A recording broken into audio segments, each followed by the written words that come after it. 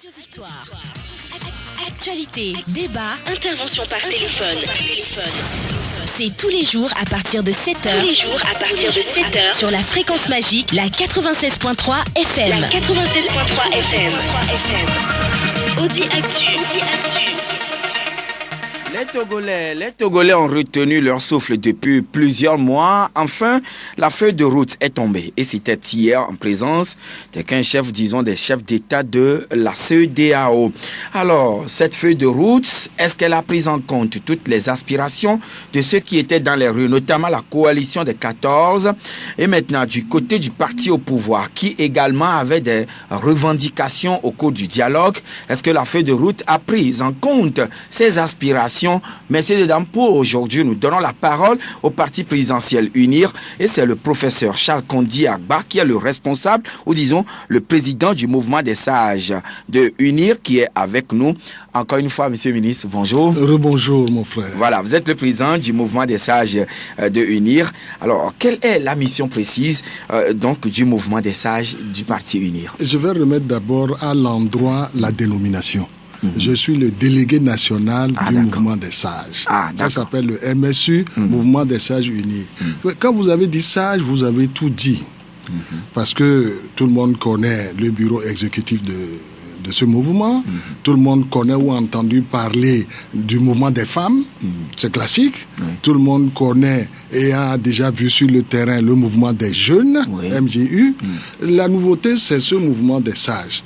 Les sages, bon, voyez-vous, c'est tous ceux qui, par le passé, ont beaucoup déjà donné à la nation. Sont retirés depuis longtemps ou bien depuis peu des affaires. Mais qui ont encore de l'énergie, qui ont encore de la pensée et qui peuvent encore donner à la nation. Ce sont ceux-là que le parti... À la nation et non seulement au parti au pouvoir. Mais quand un parti est au pouvoir... Il gouverne pour la nation. Il ne gouverne pas seulement pour ses militants. C'est pourquoi j'ai bien dit pour la nation. D'accord. Vous voyez? Alors, ces sages sont disponibles sous forme de conseils, sous forme de tempérance, sous forme de modération. Partout où les sages sont, ils calment la situation, ils calment le jeu.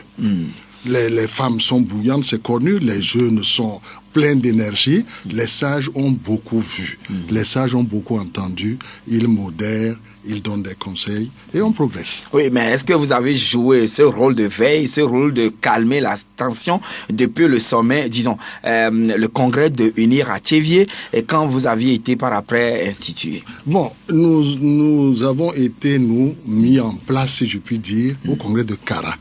C'est à Kara que nous avons tenu un sage. Après le congrès de Thiévié, le grand congrès du parti. C'est normal. On a commencé par le grand, après qu'on a organisé les femmes, on a organisé les jeunes, et puis, comme je vous dis, on a organisé les sages. Oui, les sages, écoutez, je suis au dialogue, puisqu'on va en parler longuement. Bien sûr. Mais je suis au dialogue, j'ai eu l'opportunité d'ouvrir le dialogue. C'est moi qui ai fait une première déclaration, et je crois que toute la suite nous a donné raison. Nous avons appelé à l'esprit de tolérance, nous avons appelé à l'ouverture, et vous verrez que dans le communiqué, dans la feuille de route des présidents de la CEDEAO, le terme revient. Ouverture. C'est ce que nous avons fait. Oui, c'est ce que vous avez fait. Oui, mais depuis un bon moment, UNIR ne faisait qu'installer ses démembrements locaux dans les confins du pays. Tout à fait. Alors, est-ce à dire que à UNIR, vous aviez eu vent du contenu de la feuille de route bien avant? Ce n'est pas possible. On ne peut pas avoir ce délit d'initié. Nous avons fait appel à des facilitateurs qui, à intervalles réguliers, nous ont écouté, ont écouté la coalition des 14 et, de façon souveraine, ils ont fait un compte. C'est ce que dit la feuille de route. Les facilitateurs ont fait leur compte rendu à la conférence des chefs d'État et c'est elle qui nous propose ça. Comment nous allons avoir vent de cette feuille de route avant les autres? Ce n'est pas possible. Il n'y a pas de délit d'initié, il n'y a pas eu de favoritisme. Nous ne pouvions pas être à la fois jugés partis. Ce n'est pas possible.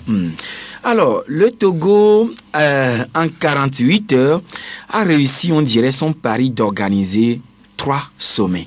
Oui. Quel a été le secret? Disons que nous avons dans nos gènes la facilité d'organiser. Ça ne date pas d'aujourd'hui. Même si entre-temps nous l'avons perdu, je vous rappelle le grand temps du président Yadema du RPT, nous avons organisé dans ce pays de très grandes conférences. Oui, l'Union européenne est venue ici à 4 reprises pour faire une convention avec les ACP. Vous n'avez pas oublié ça. Oui. Donc, nous avons cette facilité à organiser. Entre-temps, nous nous sommes peut-être distraits. Nous avons perdu peut-être cet attrait que les gens avaient pour nous, mais ça veut dire que nous l'avons dans le sang, nous avons dans notre génome, et quand nous nous forçons un peu, cette facilité à organiser revient. Ah, et c'est revenu. Et c'est revenu. Vous avez vu, en très peu de temps, et avec le sérieux qu'on connaît au Togolais, nous pouvions à la fois faire la réunion pour la première fois de la CEAC et de la CEDEAO. Ça n'existait pas avant. Ça s'est très bien passé. L'UMOA, nous sommes habitués. Et puis nous avons terminé par tout ce que les Togolais attendaient ce 31 juillet, la conférence de la CEDEAO. Et que répondez-vous à ceux qui estimaient que le président Faure faisait feu de tout bois pour calfeutrer la crise interne profonde que traversait le pays? Ce n'est pas possible. Et vous pensez que 14 chefs d'État vont être complaisants comme ça pour lui permettre de... Vous avez dit calfeutrer, pourquoi? Non. Juste pour cacher un tout petit peu que venez chez nous, nous n'avons pas de crise. Nous n'avons rien à cacher. Bon, de fait, quand vous allez analyser cette crise, le mot revient très peu d'ailleurs dans la feuille de route. Il y a une situation qui s'était créée. Et bon, ensemble, dès que nous avons accepté de nous asseoir face à face, le jeu s'est calmé. Le jeu s'est calmé. Donc, en clair, il n'y avait même pas de crise. Bon, disons que à quelques côtés, elle était un peu artificielle, parce que dans un pays où le gouvernement gouverne, les gens sont au travail, et puis tout à coup, il y a une frange qui a des réclamations à faire et qui sort bruyamment dans la rue, et de façon violente d'ailleurs, pour changer le cours des choses, alors que la même CEDEAO, et non pas celle-là seulement, tous les organes en allant jusqu'à l'ONU ont désormais dit que vous voulez changer les choses dans un pays, il y a une certaine procédure. N'est-ce pas? Et cette procédure, de toute façon, elle est en lettres majuscules, c'est des élections. Vous avez la majorité, en tout cas c'est ce que vous pensez. Vous pensez que le peuple, la majorité, veut ce que vous voulez, mais testez-vous. La façon la plus simple, c'est d'aller aux élections et de dire, mais voilà, ce que nous voulons, c'est ce que nous avons obtenu. Oui, mais est-ce que vous trouvez la raison d'être des revendications de ceux-là qui étaient dans les rues? Oui, chaque fois, les revendications, il en existe. On les qualifie même de revendications légitimes. Encore faut-il pouvoir les expliquer, les justifier et pouvoir les faire valoriser, valoir par des élections, par des consultations. Le peuple, voici ce que nous, noyaux, nous avons dit. Êtes-vous d'accord avec ce que nous réclamons? Allons et montrer à tout le monde que désormais c'est ce que nous voulons. C'est comme ça qu'on fait. Mais à l'opposition, on vous a toujours accusé de n'avoir jamais eu de préoccupation en allant au dialogue. Bon, est-ce que c'est vrai? Moi, je ne peux pas me mettre à la place de l'opposition. Ce n'est pas possible. S'ils disent ça, je suppose qu'ils savent pourquoi ils le disent. Mais dire que nous n'avons jamais eu de préoccupation précise avant d'aller au dialogue. Monsieur le journaliste, les chefs d'État écrivent en noir sur blanc qu'ils félicitent le président Faure pour son esprit d'ouverture et pour sa recherche permanente du dialogue.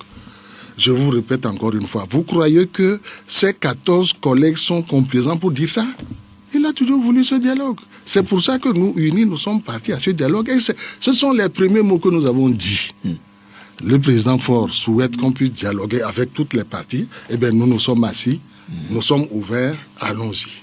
Et donc, c'était le dialogue votre préoccupation? Tout à fait. C'est ce que nous avons toujours pratiqué. Alors, aujourd'hui, la feuille de route est tombée avec beaucoup de points assez précis. Oui. D'abord, on a dit qu'il faut tout faire pour retrouver les armes. Oui, c'est un deuxième point. Qui sont perdues. Et on a parlé aussi d'aller aux élections. Oui. Le 20 décembre 2018. D'ici la fin de l'année. Exactement. Donc, ça voudrait dire que vous avez fait une concession puisque l'opposition n'admettait pas qu'on fasse les élections fin novembre et vous avez donné un mois de plus. Bon, quand vous dites vous me mettez mal à l'aise. Je vous répète encore une fois que ce n'est pas nous qui avons rédigé cet accord. Ce n'est pas nous qui avons rédigé la feuille de route. Mais UNIR a été consultée et UNIR était consentant. La C14 a été consultée aussi. Bien donc évidemment. Elle était consentante. On va leur poser la question. Ah aussi. voilà, d'accord. Donc si nous disons cela, non, écoutez, nous devions de toute façon aller aux élections. Tout le monde le sait. Tout le monde sait que le mandat actuel de l'Assemblée nationale devrait s'achever à mi-août. Donc, il y a longtemps que les organes qui font ce genre d'élection se sont mis au travail. Pas seulement le ministère de l'Administration, mais la CENI. La CENI que nous avons mis en place ensemble, qui, vous le savez, est paritaire. Elle a déjà fait un certain nombre de travaux. Désormais, on nous demande d'accélérer l'amélioration du fichier électoral par un recensement général. Je pense que les structures qui font ce genre de travail sont déjà prêtes et ça va être très facile de l'achever. Donc, on va continuer sans pour autant retoucher à la CENI. Monsieur le journaliste... Oui, puisque cela n'a pas été relevé, la réforme de la CENI. Je ne pense pas que les chefs d'État aient demandé ça. Mais réfléchissez bien, notre CENI, je ne dis pas qu'elle est parfaite, mais renseignez-vous. La CENI togolaise est l'une des meilleures. Pourquoi je le dis? Oui, pourquoi dites-vous cela? Parce qu'elle est paritaire. Elle est paritaire. Un gouvernement qui a la majorité dit à l'opposition, bien que je sois majoritaire, dans cette CENI, nous avons le même nombre de délégués. 5. Ensuite, on dit, ceux qui ne sont pas au Parlement, il faut qu'on les entende. Ils ont 3 membres, l'opposition dite extra-parlementaire. On dit, la société civile, elle est censée être neutre. Donc, elle joue un peu le rôle de sage, donc elle va modérer. Eux aussi ont 3 membres. Et puis enfin, il y a un administrateur. Pourquoi celui-là? Parce que les élections, ça coûte de l'argent. Et c'est l'administration qui a le budget pour faire ces élections. Voilà une CENI à 17 membres. Consultez, monsieur le journaliste. Dans certains États, lorsque vous êtes majoritaire, vous prenez les 9/10 de la CENI. Ça existe en Afrique, pas loin de nous. Pas loin de nous. Et ça marche. Et ça marche? Pourquoi pas? Oui, mais est-ce qu'à ce niveau, les gens n'ont pas fait tout ce qu'ils faisaient, tout ce qu'ils avaient en leur pouvoir pour être au-dessus de la mêlée, c'est-à-dire acquérir leur indépendance sans pour autant être inféodés par la gauche ni la droite? Quels gens? Vous avez dit les gens, lesquels? Les membres de la CENI. Les membres de la CENI? Non, à partir du moment où vous avez mis 5 de la majorité, 5 de l'opposition, forcément chacun vient avec son génome, je répète encore une fois. Seule la société civile est censée être, je le dis encore, libre. Mais les 5 membres de UNIR qui sont à la CENI veillent aux intérêts d'UNIR. Les 5 membres qui sont à l'opposition veillent aux intérêts de l'opposition. Monsieur le ministre, cela n'est pas un secret pour vous. Et les gens disent que la CENI actuelle qui est là, les partis extra-parlementaires sont proches du parti au pouvoir, et également certains membres qui sont de la société civile seraient également proches du parti au pouvoir. Qu'est-ce que vous leur répondez? Non, écoutez, nous sommes au Togo. Quand vous dites société civile, j'ai dit elle est censée être indépendante, etc. Et jouer le rôle de sage. Bon, mais nous sommes au Togo, nous savons que la société civile, quoi qu'on dise, elle a des penchants, elle a des préférences. Dites-moi le nom que vous avez à la société civile, dites-moi le colloque que vous organisez, et je vous dirai la société civile que vous êtes. Vous voyez? Non, on ne peut pas dire ça. Vous ne pourrez trouver jamais quelqu'un qui est totalement neutre. Ce n'est pas normal d'ailleurs que vous soyez totalement neutre. Vous n'avez pas un avis, vous n'avez pas une façon que vous auriez utilisée si vous êtes aux commandes. Non. Oui, alors si tel est le cas, la CENI que nous avons au Togo aujourd'hui, et qui, à mon sens, selon la feuille de route, va piloter le processus électoral jusqu'au 20 décembre. Avec le soutien technique. Oui, on va y revenir tout de suite. Est-ce que cette commission. CENI, sa composition, sa nomenclature actuelle vous inspire confiance? Mais je vous répète que elle n'est pas tombée du ciel, elle n'a pas été inventée. C'est d'autres crises précédentes qui ont fait que de façon consensuelle, nous avons écrit ça. Ce n'est pas le RPT qui l'a écrit seul. Ce n'est pas UNIR non plus. Cette CENI, c'est de façon consensuelle que nous l'avons écrite et adoptée. Et elle a déjà fait des élections. Les législatives de 2007, la présidente de 2010, la présidente de 2015. Cette CENI, mais je vous dis que réfléchissez bien. Elle est vraiment, si ce n'est parfaite, elle n'est pas loin. Si on se réfère à ce qui s'est passé en 2015... Elle est paritaire. Oui, si on se réfère à ce qui s'est passé en 2015, quelques membres avaient été exclus. Et puis, bon, les résultats, ils disaient qu'ils n'avaient pas adopté les procès-verbaux consensuellement avant la proclamation. Écoutez, nous sommes tous Togolais. Oui. Notre premier intérêt, c'est quoi? C'est le Togo. Oui. Si vous venez à la CENI pour faire un travail rationnel... Mais si vous venez à la CENI pour la saboter, pour la faire éclater, la majorité des autres vous disent attention, vous êtes à l'écart, laissez-nous travailler. C'est comme ça que ça se fait. C'est notre intérêt premier, ça doit être la situation, qu'elle soit bonne, que tout le monde puisse être à sa place, travailler au développement du pays. Mais si vous êtes un troublion, que vous venez pour faire éclater la CENI, vous pouvez vous attendre à ce que les autres vous attrapent et vous disent non, attention, laisse-nous travailler, parce que le travail qu'on nous donne, c'est d'organiser des élections qui sont majoritairement acceptées, et puis que vraiment le Togo continue à avancer. Et aujourd'hui, on n'assisterait plus à ce genre de scène avec la CENI telle qu'elle est aujourd'hui? Je vous répète que moi, en tout cas, je vous répète, quand vous êtes assis ensemble et que de façon consensuelle, vous avez dit, nous voulons une CENI où majorité et opposition soient paritaires. Mais vous pouvez trouver mieux? Qu'est-ce que vous pouvez trouver de mieux que ça? Alors, ou bien vous souhaitez une CENI où l'opposition est majoritaire par rapport à la partie qui est au pouvoir. C'est ça qui vous conviendrait, vous? Pas à mon souci. C'est pas ça mon souci. Voilà, donc, là, quand on dit paritaire, je pense qu'on ne peut pas trouver mieux. Mais attention, nous avons aussi déjà eu ce pays. Vous savez, l'histoire du Togo se répète et on devrait apprendre de nos échecs précédents. Il y a eu aussi une CENI qui était paritaire. Mais elle, là, c'était 5-5 plus juste un administratif. Elle a mis 2 ans, elle n'a pas avancé sur un seul article. Donc il faut à côté la société civile, il faut à côté les experts parlementaires pour temporiser, pour dire, il faut avancer. Voilà ce que je pense. Alors, l'apport ou l'expertise technique de la CEDEAO, oui. Comment pouvons-nous comprendre cela? Je pense que la CEDEAO, c'est notre chose commune. Les élections ont une façon normale de se passer partout. C'est ce qu'elle va venir nous conseiller de faire. C'est ce qu'elle va venir nous conseiller de faire. Vous voyez, la CEDEAO, c'est une énorme machine. Et elle a de l'attrait, cette CEDEAO, vous le savez. Oui. Un moment, nos frères mauritaniens étaient partis, mais vous savez qu'ils ne frappent pas la porte. Le Maroc, qu'on aurait pu penser être du Maghreb en haut là-bas, le Maroc veut venir à la CEDEAO. La Tunisie est loin là-bas. La Tunisie veut faire partie de la CEDEAO. C'est ce qu'elle a de l'attrait, donc ça veut dire que les choses qu'on y fait sont bonnes. Les experts techniques, la commission de la CEDEAO va nous dire, mais dans tous les pays, lorsqu'on fait les élections, voici, on fait ci, on fait ci, on fait ci. Et en principe, il n'y a pas trop de contestation.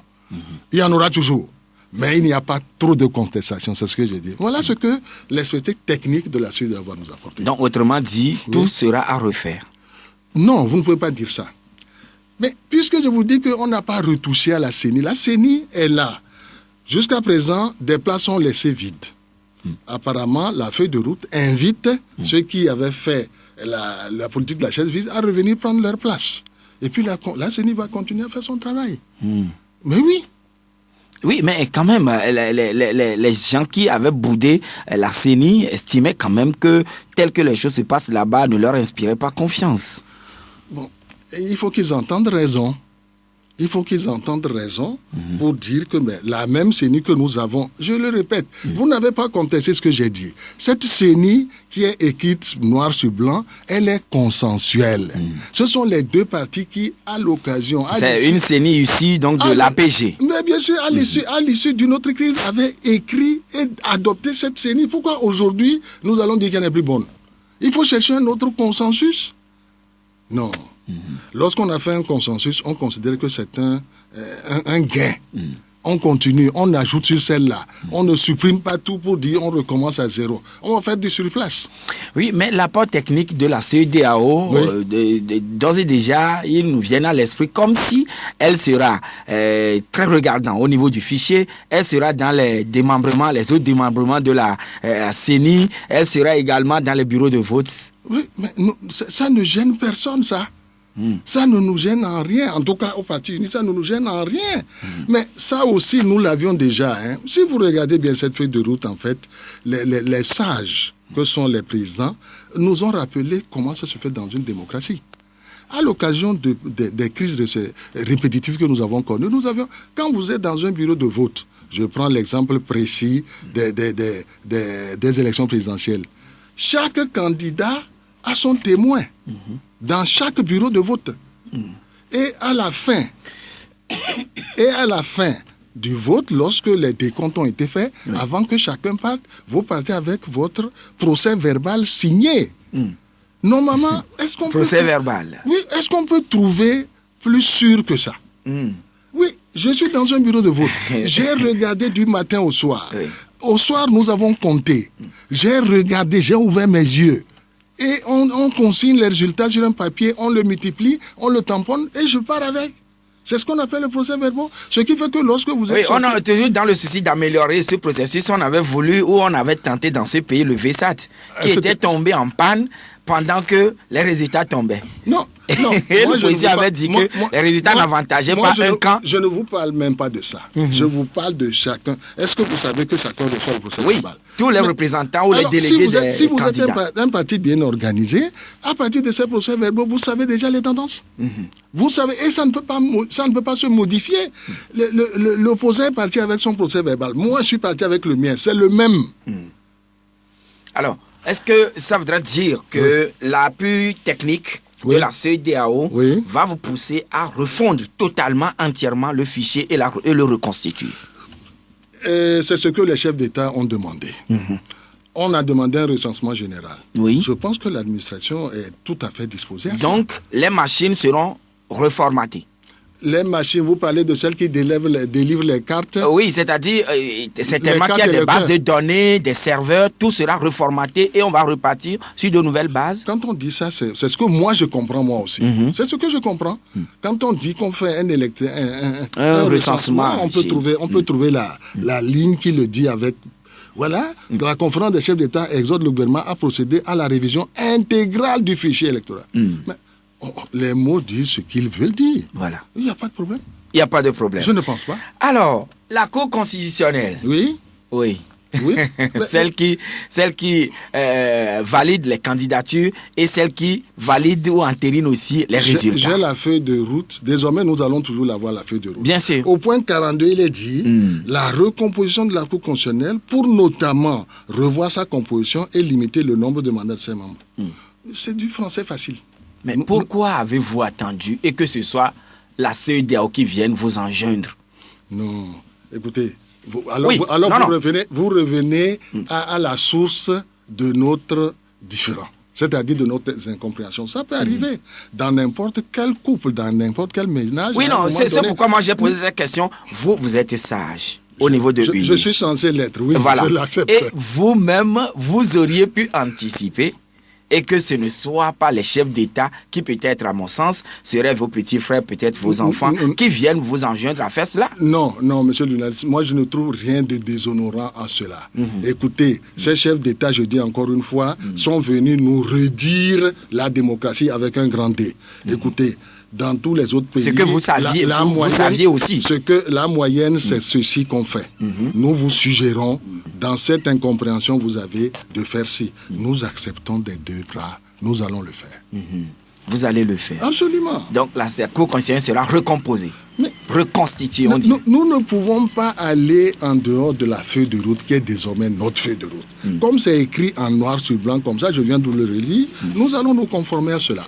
Donc, le Togo a de nouvelles compétences ou bien d'autres compétences en dehors de ceux qui sont en train d'animer la Cour constitutionnelle actuellement? Vous croyez qu'il n'y a que ces juges-là dans notre pays? Vous croyez qu'il n'y a que ces juges-là?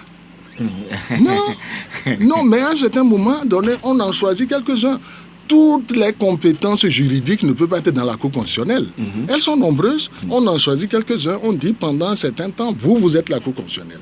Et puis leur mandat passe, on en prend d'autres. Moi, j'ai connu dans ce pays vous n'avez pas oublié le président Louis Améga, d'honorer mémoire. Hein? Vous n'avez pas oublié le juge Apédo. Vous n'avez pas oublié le chef Gassou. Voilà des membres éminents de la Cour constitutionnelle qui, aujourd'hui, certains nous ont quittés. Non, si j'ai posé cette question, c'est juste pour voir si peut-être on ne dira pas, ces juges aussi servent l'État et donc essayons de leur faire encore confiance? Non. Et de toute façon, vous savez, c'est un pouvoir à part. C'est le pouvoir judiciaire. Oui. Bien sûr. On sait qu'en leur âme et conscience, ils disent le droit. C'est comme ça. C'est en leur âme et conscience, ils disent le droit. Et personne d'autre ne peut le dire. Moi, je suis vétérinaire. Oui. Le juge ne fera pas le travail que je fais. Celui qui a été formé à dire le droit, on le laisse dire le droit. Et donc, oui, on peut peut-être ne plus voir encore M. Abdou Assouma et autres à la Cour constitutionnelle prochainement. Je ne citerai aucun nom ici, ce n'est pas... Disons, l'équipe actuelle. Bon, écoute, quand on dit refondre, quand nous allons nous asseoir, nous allons voir ce que nous entendons par refondre. Et puis d'un commun accord, nous la mettrons en place. Et d'un commun accord, vous allez les mettre en place. Alors, ce que nous avons senti également au cours de cette feuille de route, monsieur le ministre, oui. Il est annoncé qu'il faut faire les élections à 2 tours. Oui. Mais la présidentielle de 2020. Pourquoi? Moi, je n'ai pas vu 2020 quelque part. Ah bon? Vous avez vu 2020? Oui. Non. Est-ce que les législatives de 20 décembre seront concernées aussi par les 2 tours? Sinon, moi, je sais que c'est 2020. Ce qui a été bien précisé. Non, je vous demande, la conférence des chefs d'État recommande l'adoption de ces réformes par voie parlementaire. Ça veut dire que opposition et majorité peuvent se mettre d'accord pour que les fameux 4/5 soient obtenus. Oui.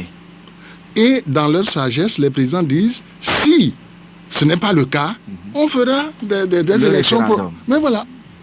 Mais les chefs d'État sont des sages, ils ont tout prévu. Le mieux pour tout le monde, retourner à l'Assemblée et ce que nous venons de vous suggérer, vous l'adoptez là-bas. C'est les fameux 4/5. Quand on a 4/5, on peut modifier. Oui. Vous le savez bien. Si vous ne le faites pas, il y a une autre voie. Et vous allez faire le référendum. C'est que le parti uni, votre parti, avait brandi ces derniers mois. On ne peut pas appeler ça brandir. Quand vous dites brandir, c'est comme si on menaçait quelqu'un. Oui, non. Vous l'aviez dit, que nous irions, on doit aller au référendum. Nous avons seulement lu la Constitution. Ce que les chefs d'État aussi disent, que chacun respecte de façon stricte la Constitution. Notre Constitution dit ça. Voilà ce que je suis, moi, Constitution. Si vous voulez me modifier, il y a 2 façons. Si les 2/3 seulement adoptent la modification, donc tout le peuple doit se prononcer. Mais si à l'Assemblée nationale, vous avez les 4/5, vous pouvez me modifier. C'est ce que la Constitution dit d'elle-même. Et c'est ce qui s'est fait en 2002. Les 2 tours, vous dites que peut-être c'est avec les législatives, mais ce que j'ai suivi hier, nous avons vu, c'est à partir de 2020. Mais la limitation de mandat, oui, ça doit être maintenant acté dans la Constitution togolaise. Elle avait été, ça va, ça vient. Oui, elle avait été, le parti au pouvoir l'avait sauté entre-temps, et maintenant on vous recommande de mettre ce verrou-là, ce garde-fou. Monsieur le ministre, ma question est de savoir, la limitation de mandat, quand elle sera dans la Constitution, ou bien adoptée par les 4/5 à l'Assemblée nationale, alors quand est-ce que ça va commencer, sa mise à exécution? La jurisprudence existe partout. Ce que nous allons modifier ensemble, c'est qu'à partir de maintenant, voilà ce qu'on fait. Vous savez, j'ai passé un certain nombre de mes années au Sénégal. Je me rappelle encore les élections présidentielles dernières où Wade et Macky Sall étaient sur le ring, si je puis dire. Bon, les Sénégalais aussi connaissent bien le droit. Lorsque vous avez modifié une constitution, c'est la nouvelle constitution, elle gère l'avenir. Oui. Elle ne gère pas ce qui s'est passé. Est-ce que j'ai répondu à votre question? Si je n'ai pas répondu, je vais répéter. Donc, elle n'est pas rétroactive. Ce n'est pas possible qu'elle soit rétroactive. Dans aucun pays, une loi qu'on vient de prendre n'est rétroactive. Nous avons appris ça des Romains et des Français. Dans aucun pays, une loi qu'on prend aujourd'hui ne règle des problèmes qui sont déjà passés. Non. Mais c'est cela qui pose, en tout cas qui constitue une des pommes de discorde entre vous et l'opposition. Bon, je vous dis que... Comment allez-vous gérer ça? Je vous dis que c'est une jurisprudence. Et le cas le plus récent que je peux citer, c'est celui du Sénégal, où Wade a fait valoir que non, je viens de modifier la Constitution, je dois pouvoir me présenter. La Cour suprême, la Cour constitutionnelle du Sénégal lui a donné raison. Lorsqu'on prend une loi, lorsque nous allons mettre en place la nouvelle constitution, je souhaite que ce soit par consensus. Ça nous raccourcirait les temps. C'est ce que les chefs d'État ont dit. Mais ça nous ferait également de l'économie. Mais voilà. Mais si par malheur nous devions aller au référendum, lorsque nous l'aurons adopté, c'est pour qu'elle gère, c'est pour qu'elle régisse tout ce qui va venir après. Autrement dit, l'actuel président peut remplir pour 2 mandats. C'est comme ça que ça se passe partout. Donc, on doit commencer par penser à composer avec 2030. Mais j'ai dit ici que je ne viens pas traiter des cas spéciaux. Je parle de ce que j'appelle encore une fois la jurisprudence. Voilà. Est-ce que le cas sénégalais vous revient en mémoire? Oui, bien sûr. Voilà. On a tous suivi cela également. Alors, un comité de suivi de la mise en œuvre de cet accord, ou disons de cette feuille de route, a été également préconisé par les chefs d'État et de gouvernement de la CEDEAO. Est-ce que cela est synonyme ou s'apparente à un gouvernement de transition? Monsieur le ministre, je vais vous poser cette question, mais on marque la pause et on revient tout de suite. Audi Actu. C'est du lundi au vendredi, de 7h à 8h20 sur Victoire FM. Retour donc en studio, messieurs et dames, avec notre invité de ce matin, le délégué général du mouvement des sages UNIR, délégué national des sages du mouvement des sages UNIR. Il s'agit du professeur Charles Kondi Agba. Alors, professeur, je vous posais la question tout à l'heure de savoir le comité de sages, le comité de suivi. Tout à fait. Mis en place par la CEDEAO. Oui. Doit-on l'assimiler à une sorte de gouvernement de transition? Je ne pense pas. J'ai entendu tout à l'heure sur vos ondes certains de la société civile le dire. Qu'est-ce qu'on appelle un gouvernement? Un gouvernement, pour le commun des mortels, c'est un chef de gouvernement et c'est des ministres. Dans ce comité de suivi, je ne vois rien qui ressemble à ça. On dit, les chefs d'État ont pris des décisions. C'est écrit d'ailleurs, c'est un mot décision qui est écrit. Ces décisions doivent être mises en œuvre. Et les chefs d'État délèguent, à partir des facilitateurs, un observateur. La majorité va déléguer un observateur. L'opposition, un. Et la commission de la CEDEAO, ça fait un comité quadripartite pour suivre si les décisions sont mises en œuvre et pour rectifier si elles ne le sont pas. Vous appelez ça un gouvernement? Oui, mais alors là, quel est le rôle précis de ce groupe? Disons de cette commission. Nous avons déjà connu ça ici. Lorsque nous avons eu l'accord cadre de Lomé, rappelez-vous, nous avions un CSP, un comité de suivi paritaire. Lui aussi était paritaire d'ailleurs. Il n'a pas pu achever son rôle à l'époque. Il a un rôle important. Voici ce que, effectivement, les chefs d'État ont dit. C'est dans ce sens qu'il faut faire. Et nous sommes ensemble dans ce comité de suivi pour dire oui, effectivement, la décision a été bien appliquée. Oui, c'est ça. Mais dire que c'est un gouvernement de transition... Est-ce qu'ils auront des ordres à donner aux deux camps? Coalition et UNIR. Ça ne peut être que des conseils pour dire... Un comité de suivi, c'est en fait suivre si... effectivement, les décisions sont appliquées comme les chefs d'État le font. Oui, mais si tel est le cas, est-ce qu'on en a besoin encore? Aussi, c'est toujours bien. Vous savez, quand on sort d'une incompréhension aussi profonde, il faut toujours qu'il y ait ce groupe, vous allez dire que j'abuse, qui joue un peu le rôle de sage pour dire non. Ce n'est pas ce qu'on vous a dit de faire, c'est comme ceci. C'est ça, un comité de suivi. Ce n'est pas un gouvernement, encore moins une transition. Alors, au niveau du Parlement, tout sera joué à ce niveau. Oui. Mais ma question est de savoir, est-ce que UNIR est prêt, le parti UNIR est prêt à voter les réformes cette fois-ci? Le parti est tellement prêt que nous les avons même déjà votées. Si ce n'était que nous, oui. Les propositions dans leur majorité qui apparaissent là, elles ont déjà été adoptées aux 2/3 du Parlement. Les 62 députés de UNIR ont déjà adopté des résolutions qui sont dans ce genre-là. Donc c'est pour dire qu'à UNIR, nous étions déjà prêts, nous le sommes toujours. Oui, autrement dit, est-ce que la fameuse phrase « en aucun cas, nul ne peut faire plus de 2 mandats » ne s'invitera de nouveau dans le débat? Je ne suis pas député. Je ne suis pas au Parlement, mais s'il s'y invite, les deux parties sauront comment la traiter pour l'adopter, pour la rejeter. Mais s'il y a encore du blocage, tant au niveau de l'Assemblée nationale qu'au niveau du comité de suivi, qu'adviendrait-il? Nous irons aux élections, nous irons à un référendum pour adopter ce qui est majoritairement adopté par le peuple togolais. Forcément? Mais forcément. Mais je vous répète encore une fois, les chefs d'État ont été très sages. Nous souhaitons qu'au niveau du Parlement, vous arriviez à adopter.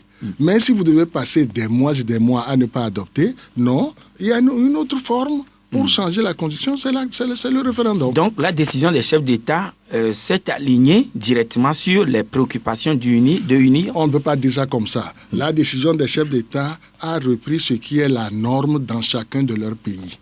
Ce qu'ils ont écrit va désormais faire jurisprudence. Lorsqu'il y aura une crise quelque part, on applique à peu près la même chose parce que dans toute démocratie, c'est comme ça qu'on fait. C'est ce que les chefs d'État ont voulu dire. On ne peut pas dire que c'est ce que UNIR voulait qu'on a adopté. Non, il ne faut pas dire ça sous cette forme-là. Et maintenant, ma question, en tant que sage au niveau du parti, comment appréciez-vous de manière sincère la feuille de route de la CEDEAO? Vous m'avez posé une question personnelle. Je dis que comme tous les Togolais, nous avons eu le souffle en attente. Voilà deux partis qui n'arrivent pas à s'entendre. Même si on s'est assis face à face, ça ne progresse pas. Voilà des sages qui sont venus et qui hier étaient 14. Ce n'est plus les deux facilitateurs seulement, c'est tous les chefs d'État. Et qui nous disent, voici ce qui serait normal de faire pour que vous puissiez avancer. Nous l'apprécions positivement. Je l'apprécie positivement. Mais ils ne se sont pas prononcés sur le cas que l'opposition se levait si M. Fonya Singbe serait candidat ou non en 2020. Vous pensez que les chefs d'État étaient venus pour ça? C'est comme ils se sont penchés sur tous les problèmes du Togo. Mais aucun pays ne fait ça. On ne vient pas pour dire à un président, vous êtes d'ailleurs l'hôte du président en question. Vous auriez trouvé ça normal, vous qui êtes Togolais? Non. Vous êtes étranger, vous êtes dans un pays et puis vous venez dire celui qui vous accueille. Non, je ne pense pas que les Togolais s'attendaient à ça, je ne crois pas. Les chefs d'État ont dit la norme. Dans chacun des pays, c'est comme ça qu'on fait. Ce que nous avons adopté, s'il y a une autre crise ailleurs, nous prenons ces mêmes décisions, elles doivent pouvoir s'appliquer parce que c'est ce qu'on fait partout. Mais selon nos informations, quelque chose aurait mis le président ghanéen dans tous ces états. Il aurait quitté précipitamment hier. C'est une information de journaliste. Je la prends à l'instant. Pour moi, c'est une nouveauté, mais je n'ai pas entendu ça. Je suis venu avec la feuille de route. Je parle de la feuille de route. Mais le président de la République togolaise, Fonya Singbe, aurait annoncé à ses pairs qu'il ne serait pas candidat en 2020. Je ne suis pas père, donc je n'ai pas entendu ça. Il ne vous l'a pas encore dit au niveau des sages? Non. Je vous affirme que non. Non. Donc, Faure pourrait être encore candidat en 2020. Je vous dis qu'encore une fois, vous avez cité tout à l'heure le nom du président Assouma. Vous citez plusieurs fois le président Faure. Nous n'allons pas parler de cas nominatifs. La feuille de route est d'ordre général. La constitution qu'on adoptera sera d'ordre général pour traiter de l'avenir de notre beau pays. 22 21 80 99 92 02 80 63. Monsieur, madame, vous avez une question, alors vous êtes le bienvenu en direct. Et le premier intervenant se manifeste déjà sur la ligne. Mais si vous nous écoutez ailleurs et que vous voudrez aussi intervenir, le Togo, son indicatif, c'est ici, c'est le 228. Alors, premier intervenant en ligne, allô? Bonjour, monsieur. Oui, bonjour. Oui. C'est Yoshua depuis Zangara. Je vous entends très bien. Bonjour. C'est monsieur, vous avez dit? Yoshua, d'accord. Depuis Zangara. Oui, bonjour, monsieur. Bonjour, monsieur Yoshua.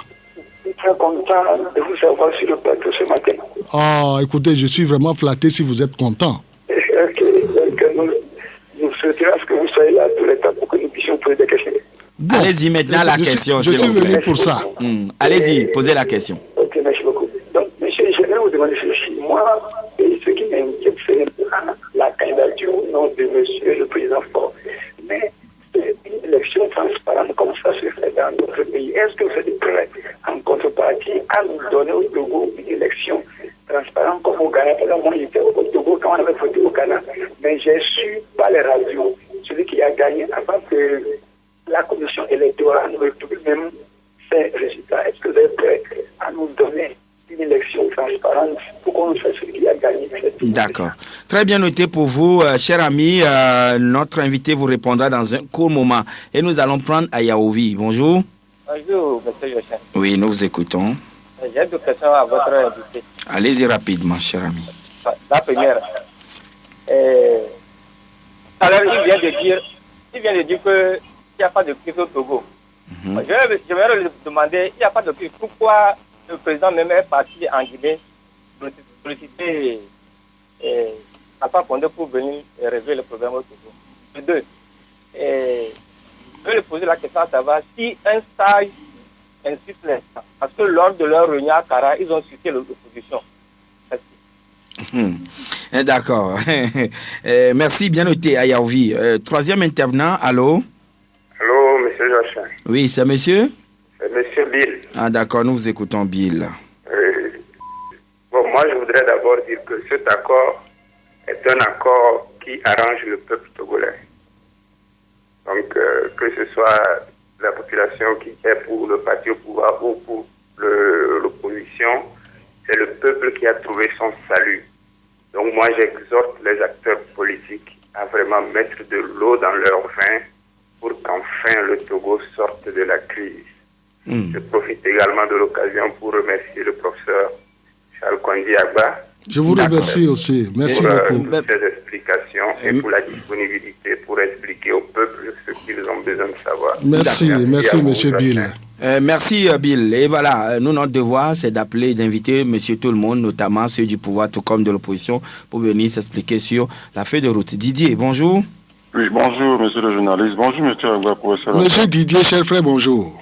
Bonjour. Et je remercie beaucoup Radio Victoire de nous avoir laissé beaucoup de temps pour poser des questions à un représentant de UNI aujourd'hui. Bon, ma question, monsieur le professeur, c'est un stage. Et ils ont parlé de la refonte du système électoral. Oui. Du système électoral. Que pensez-vous du découpage électoral du Togo au nord? 13 personnes votent un député et une personne vote un député au sud. C'est 13 personnes qui le votent. L'après Lomé, plus de 1 million, nous avons députés. Vous allez à Bafilo, au nord, avec 25 millions de que pensez-vous en tant que sage? Et puis, en tant que sage aussi, la morale doit être invitée dans le débat politique.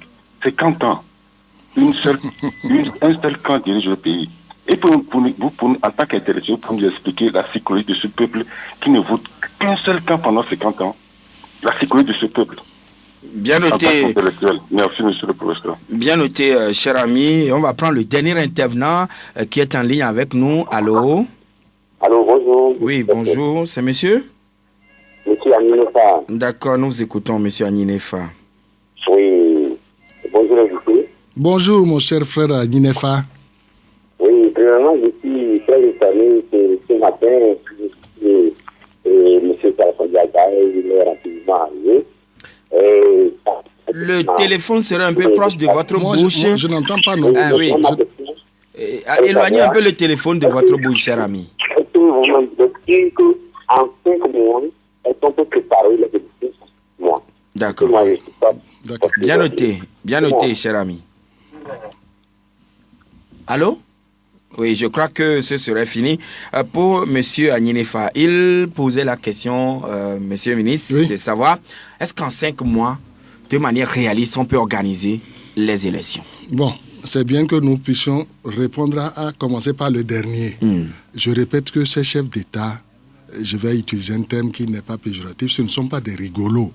Ce qu'ils écrivent, ce qu'ils adoptent, c'est qu'ils l'ont déjà testé ailleurs. C'est qu'ils ont interrogé les uns et les autres. Je pense que l'administration territoriale et la CENI ont déjà fait un certain travail. Et s'ils disent le 20 décembre, c'est que c'est faisable. Oui, c'est possible. Donc, c'est possible de l'organiser. C'est possible. Et là, on enchaîne tout de suite avec la question de notre cher ami Didier. Oui. Quand on parle de refonte du fichier, c'est bien, mais qu'en est-il du découpage? Et il a parlé du Sud et du Nord. 13 personnes votent pour un député et une personne vote pour un député. Dans la question n'est pas nouvelle et la question n'est pas récente. Depuis le temps colonial, c'est ce qu'on a fait. Je vous dis, vous savez, la préfecture de Thônes, la préfecture d'Assoli et Lomé, c'est pas la même chose. Lomé, vous êtes nombreux, c'est vrai, mais le député a apporté de main ses administrés. Il les a apportés de main, il habite même avec eux. Lorsque vous êtes député à Thônes et que vous partez de Tapaon pour aller jusqu'à un village éloigné de 20-30 km, ce n'est pas la même chose que partir de GTA et puis aller visiter des électeurs qui sont à Gbelo-Pézogan. C'est ça. C'est pourquoi le législateur, depuis longtemps, a tempéré le nombre avec la distance. Je suis député dans Assoli, je suis député dans Thônes, mais j'ai un grand territoire à parcourir pour aller trouver mes électeurs, mes administrés. Je suis député à Lomé, tout est concentré. C'est tout petit. C'est comme ça qu'on a équilibré pour faire un nombre à peu près identique de députés dans le nord comme dans le sud. C'est ce que l'interlocuteur a dit. Oui, mais est-ce que ce n'est pas fait à dessein pour favoriser un camp au détriment de l'autre? Je vous dis que depuis le temps colonial, c'était comme ça. Est-ce qu'il y avait déjà un camp et l'autre, ce que nous connaissons aujourd'hui? Il n'y avait pas ça. Revisitez l'histoire du Togo et vous verrez, depuis que nous votons dans ce pays, depuis le 8 décembre 1946, comment on a tempéré la population et l'espace dans lequel se trouve l'électorat. Ah oui, et puis sinon, le plus souvent, les gens descendent les chiffres en matière de voix obtenues. Par exemple, parfois l'opposition a plus de voix obtenues que le parti au pouvoir, mais le parti au pouvoir a parfois le plus du double de représentants. Allez dans tous les pays, quand vous allez lire les résultats des élections, vous trouverez ça. Il faut tempérer l'espace et la concentration de population. Et nous restons toujours... Ce serait trop facile de dire il faut un député pour tel nombre de... Non. Et nous restons avec l'auditeur Didier qui a enchaîné avec la seconde question en disant Monsieur le ministre, en tant que sage, est-ce que la morale ne s'invite pas dans le débat? Plus de 50 ans pour un seul parti et une seule famille. Quelle est la psychologie du peuple selon vous? Quelle peut être, la psychologie du peuple selon vous? Ce n'est pas nouveau, ce n'est pas unique, ce n'est pas original pour le Togo seulement. Je vous cite 2 exemples. Très loin de chez nous ici, dans le royaume nippon au Japon, un seul parti a fait 50 ans et plus. Au Mexique, le PRI, c'est comme ça qu'il s'appelle, il a fait au Gabon, il a gouverné le pays pendant 50 ans. La démocratie ne se compte pas en nombre d'années que toi tu es au pouvoir. La démocratie, c'est, je suis sur le terrain, je me prépare, je prépare mes électeurs et je prends, moi aussi j'arrive au pouvoir. Si je ne me prépare pas et que l'adversaire est plus organisé que moi, mais la démocratie, ça veut dire la majorité qui a voté pour vous. La majorité qui pense la même chose que vous. Ça peut faire 100 ans, hein. La démocratie, je n'ai vu nulle part où on dise que démocratiquement, toi tu as fait 20 ans, tu dois t'arrêter, toi tu as fait 50 ans, et l'opposition... Ça ne dans beaucoup de pays, on a limité, quelle que soit votre compétence, votre ingéniosité, mettez un terme pour que d'autres viennent aussi prendre le relais. Oh non. Aux États-Unis. Mais vous comparez peut-être des choses qui ne sont pas... Vous avez cité des exemples, c'est pourquoi moi je me suis référé aux États-Unis. Écoutez, je dis, la démocratie c'est quoi? Vous ne pouvez pas comme ça décréter que toi tu as fait tel nombre d'années, quitte. Mais il faut que quelqu'un le dise, c'est le peuple qui le dit, et le peuple le dit à travers les urnes. C'est ce que je peux vous dire. D'accord. Donc, rien sur la psychologie du peuple après 50 ans d'un même parti au pouvoir. Parce que ça va nous amener loin, ça. Quel peuple? Quand monsieur dit le peuple n'est pas unitaire, hein. Je suis certain que si vous consultez le peuple de unir, parce qu'il en a un, lui ne trouve rien à réduire à ce que vous dites là. En tout cas, le Ghana à côté, le Bénin à côté, le Burkina, etc., ce sont des pays aussi qui sont des pays frontaliers. Vous savez combien de tours il a passé Nana Akufo-Addo avant de devenir président? Il a fait 40 ans quand même. Mais voyez, donc vous vous organisez. Vous allez sur le terrain, vous allez convaincre l'électeur. Le jour où l'électeur dit, cette fois-ci, je suis d'accord. tu vas venir nous gouverner, mais tu deviens président. Pour Bill, l'accord arrange le peuple togolais, donc le peuple a trouvé son salut. Il faut que les uns et les autres mettent de l'eau dans leur vin pour faire avancer le pays. Je crois que ce livre-là, c'est l'auditeur qui a vraiment résumé toute la situation. Il ne faut pas se plaindre à gauche ou à droite. Nous étions dans une situation d'incompréhension et la feuille de route, le Togo a gagné. Tout le Togo. Yoshua, lui, il dit, la candidature ou non de Faure, on n'en sait pas grand-chose, mais quand même, est-ce que vous garantissez au niveau de l'UNI, puisque c'est le parti qui dirige le pays, garantissez une élection transparente au Togo, comme au Ghana et ailleurs? Je dis que la feuille de route l'a écrit en noir et blanc, et je dis que nous étions déjà dans cette mouvance depuis très longtemps. Quand nous avons fait les élections de 2007, les gens nous ont applaudi. Nous avons fait celle de 2010. Les gens ont dit que... Tous les observateurs ont dit qu'elles étaient crédibles. Nous allons faire mieux. Voilà ce que je dis. On peut toujours faire mieux. Vous avez dit qu'il n'y a pas de crise et vous avez sollicité la CEDEAO? Non, je n'ai pas dit qu'il n'y a pas de crise. Mais j'ai dit que si vous lisez la feuille de route, le mot apparaît une fois. Il y avait une situation politique un peu difficile, qui d'ailleurs s'est éclairci le jour où l'opposition et le parti au pouvoir se sont assis face à face. Le premier jour du dialogue, disons que tout était déjà réglé. Mais je ne dis pas que ce n'était pas une crise comme avec un grand C, il ne faut pas assommer les gens avec ça. C'est ce que je dis. Un auditeur vous avait un peu enquiquiné en disant, en tant que sage, pourquoi vous aviez insulté les autres quand vous étiez en votre congrès au niveau de Kara? Je ne me rappelle pas ce que j'ai pu dire, mais si j'ai dit quelque chose qui a pu froisser quelqu'un, je profite de vos ondes-là pour présenter mes excuses à ceux qui ont pu être froissés. Monsieur le ministre, nous sommes arrivés à la fin de l'émission. Est-ce que demain il fera beau au Togo? Nous sommes déjà dans un temps magnifique, là, d'après ce que je vois. Je souhaite que le temps soit désormais bleu ciel, serein pour tous les Togolais. Bleu ciel. Bleu ciel. Comme les couleurs de... Non, quand on dit qu'un ciel est bleu ciel, ça veut dire qu'il n'y a pas d'orage qui s'annonce. Je n'ai pas dit unir. Quand est-ce que vous allez commencer les travaux? Lesquels? Les travaux au niveau de, peut-être à l'Assemblée nationale pour rapidement aller, puisque c'est 5 mois seulement. Les chefs d'État nous ont incités à aller très rapidement. Oui. Je pense que le président de l'Assemblée nationale très rapidement va appeler ses troupes pour qu'ils se mettent au travail.